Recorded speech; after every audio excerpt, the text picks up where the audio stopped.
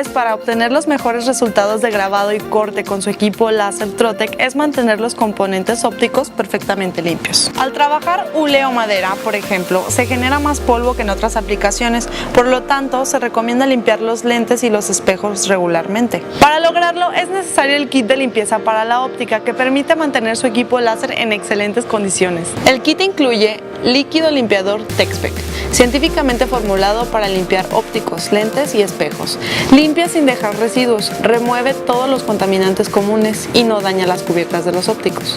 Paños Kimtech, paños para las tareas delicadas, limpia sin dejar residuos, absorbe impurezas y no raya ni daña la cubierta principal de los lentes.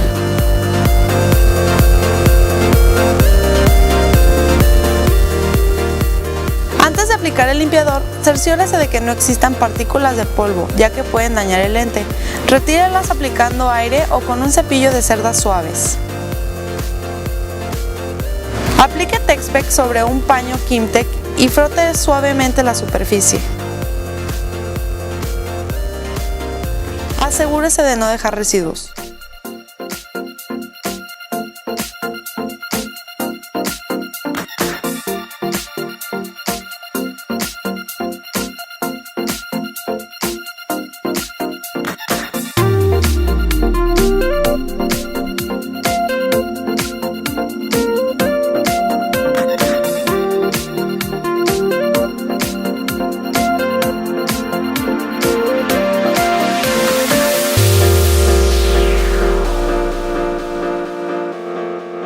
El kit de limpieza es una línea más de nuestros productos Trotec.